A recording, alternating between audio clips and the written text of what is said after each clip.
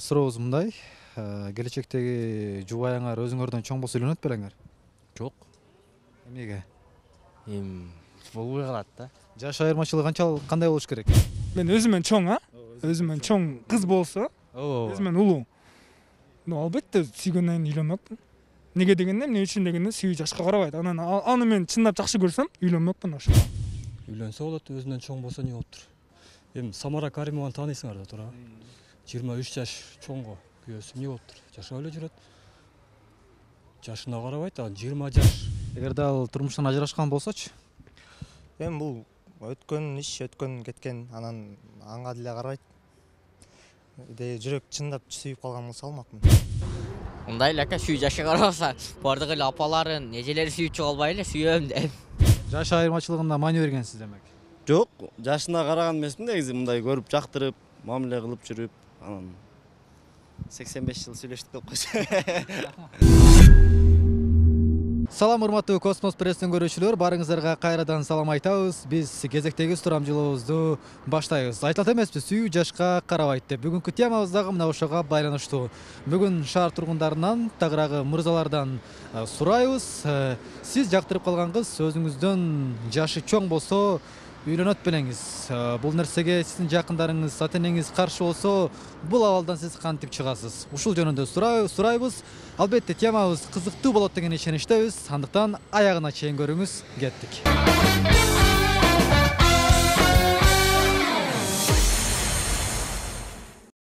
Сурообуз мындай. Келечектеги жубайыңар өзүңөрдөн чоң болсо үйлөнөт белеңер? Жок. Эмнеге? Болбой калат да. Жаш айырмачылыгы кандай болуш керек? 3-4 жаш. Өзүңүздөн кичинекей болуш керек, Ооба. Эгерде башка турмуштан ажырашкан кызды сүйүп калсаңыз, үйлөнөт белеңиз? Жок. Сизге эле ушул суроо? Жаш менен 3 же 4 жаш кичине болуш керек. Чоң болсо болбойбу, сүйүп калсаңыз? Жок. Аны үйдөгүлөр деле уруксат бербейт го дейм ага. Assalamu alaikum. Алейкум ассалам. Бул Космос пресс. Сурамжылообуз төмөндөгүдөй. Өзүңүздөн улуу айымга үйлөнөт белеңиз? Мен өзүмөн улуу айымдаргабы? Кандай максатта мисалы? Турмуш куруу максатында сүйүп калдыңыз дейли. Мен өзүмөн чоң, өзүмөн чоң кыз болсо, өзүмөн улуу. Албетте сүйгөндөн кийин үйлөнмөкмүн. Неге дегенде, эмне үчүн дегенде сүйүү жашка карабайт. Аны мен чындап жакшы көрсөм, үйлөнмөкмүн ошого. Эгерде ал башка турмуш курса, ажырашкан болсочу? Аны да сүйүп калдыңыз. Сүйүп калдым, сүйүүнүн көзү көр болот, ала бермекмин. Ата-энеңиз каршы болсо, абалдан кантип чыкмаксыз? Ата-энемди да карап көрмөкмүн, анан ата-энем мен сени ушунча чоңойтуп өстүрдүм, анан мен айткан кызга үйлөнбөй башка эле бир күйөөгө ажырашып чыккандан кызга үйлөнөсүңбү десе, мен да ата-энем карап көрмөкмүн да. Ата-эне ушунча чоңойтуп эме алгандан кийин алардын сөзүн укпай, берки кыздын сөзүн угуп кетиш мен үчүн кыйын. Рахмат, сонун пикир болду. Улантабыз достор, дагы да болсо шаар тургундарынан сурамжылоону ушундай тамай так ачык айкын жооп берген мырзалар бар экен. Ассаламу алейкум. Саламатсызбы? Сурообуз бар, атыңыз ким? Байел. Байел. Сурообуз мындай да, өзүңүздөн улуу айымга үйлөнөт белеңиз? Жок. Сүйүү жашка карабайт дегенге кандай карайсыз? Жакшы эле. Адам бири-бирин сүйсө мейли. Сүйүп калсаңыз, демек сиз деле өзүңүздөн чоң кызга үйлөнүүгө макулсуз. Ооба. Эгерде ал башка турмуштан ажырашкан болсочу? Жок. Сүйүп калдыңыз го аны. Чыныгы сүйүү болсо мейли. Эгерде ата-энеңиз каршы болсо, ал абалдан кантип чыкмаксыз? Ата-энем каршы болсо албайт элем. Демек ата-энеңиздин пикирине каршы чыга албайсыз, Рахмат. Жакшы көрсө, сүйсө баш кошуп жашаса болот, ооба. Үйлөнсө болот, өзүнөн чоң болсо эмне болуптур? Сүйүү жашка карабайт дегенге ишенесиз демек, Ооба, жашка карабайт. Эгерде сизге мисал катары суроо да, башка бир турмуштан ажырашкан айымга сүйүп калсаңыз, баш кошот белеңиз? Карап көрүш керек да, туура келсе баш кошсо болот. Экөө бири-бирине туура келсе. Ошол. Негизи кыз менен жигиттин ортосунда айырмачылык канча болуш керек? Эмненин айырмачылыгы? Турмуш курууда.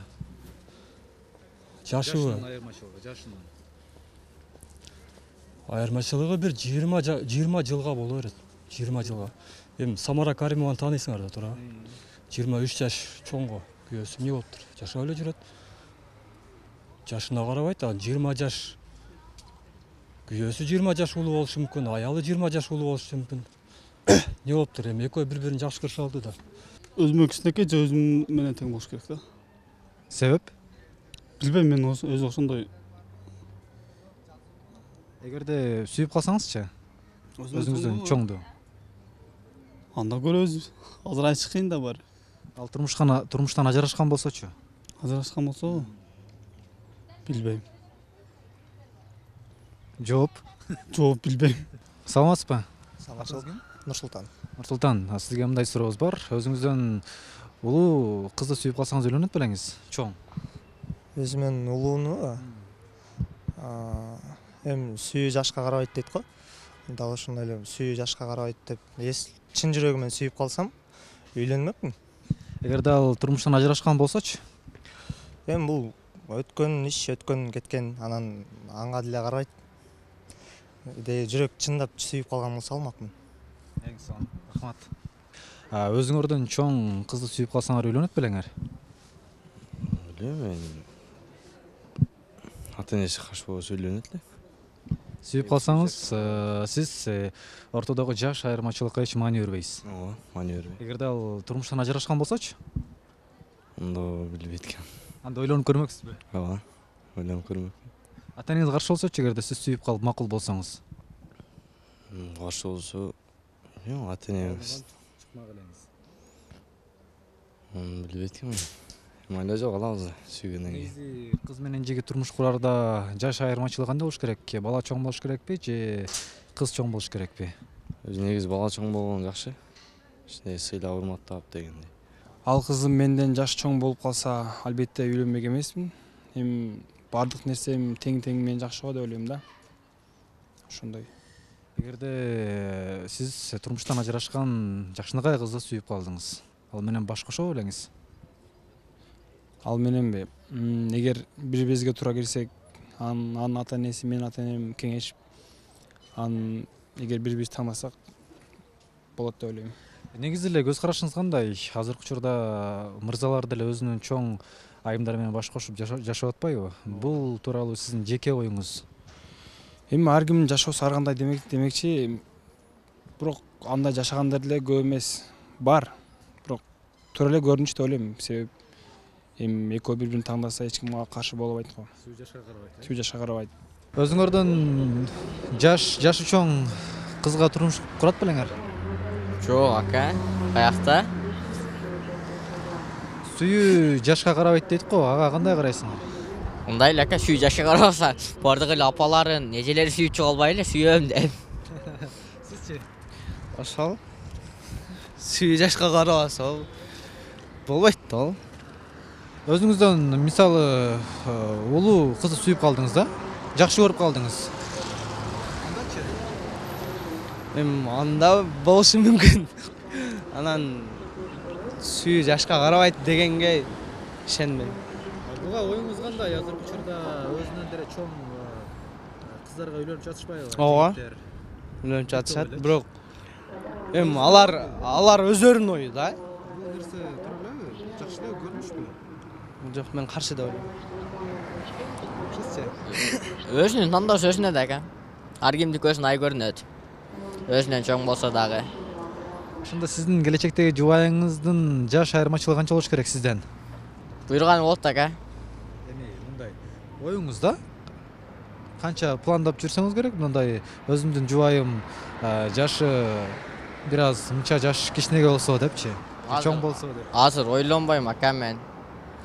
Сел ака, медфакка өтүшүм керек мен, кардиолог болушум керек. Ошондо анан ойлоном ака. Азыр ойдо жок. Өзүңүздөн жашы чоң кызды сүйүп калдыңыз. Ал менен үйлөнөт белеңиз? Аны ойлонуп көрүш керек экен.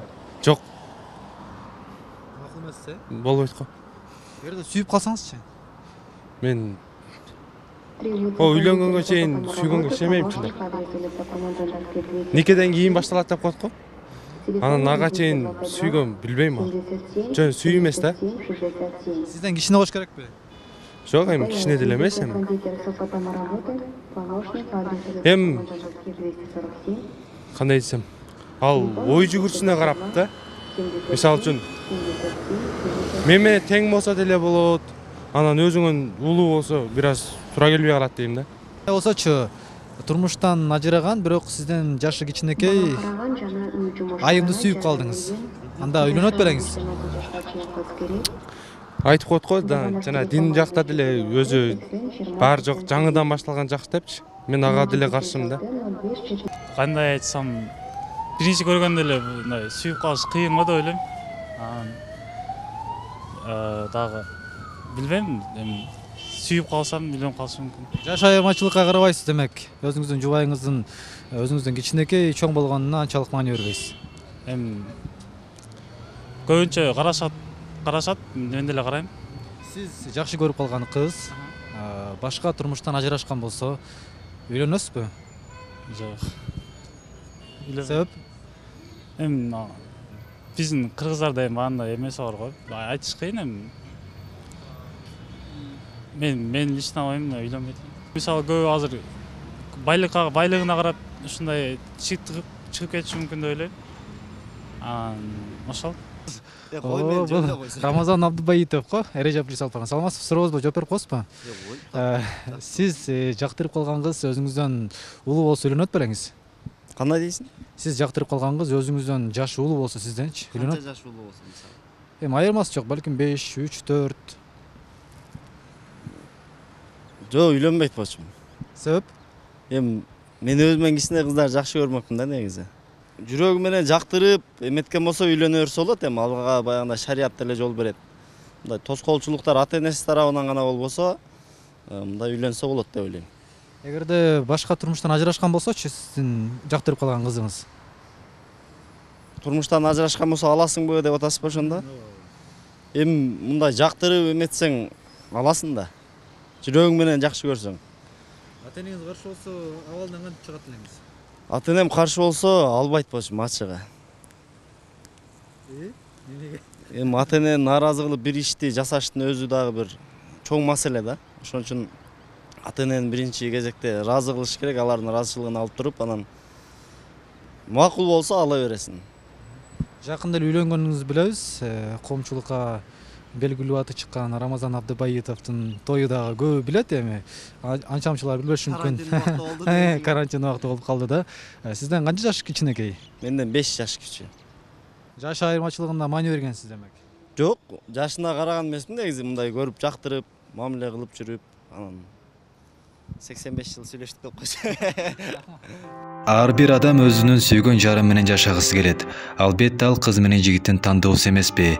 Эгер ал экөө бири-бирин жактырса, ортодогу жаш айырмачылык деле анчалык маанилүү эмес. Кыздар биринчи турмуш менен ажырашканбы? Анын жашы улуубу? Айтор биз мырзалар айымдарды бактылуу кылууга милдеттүүбүз. Мындай көрүнүштөрдү жашырганыбыз менен жашоодо болуп эле жатпайбы? Биз жөн гана коомчулуктун оюн угуп көрдүк. А сиз дагы өз пикириңизди комментарийге жазыңыз.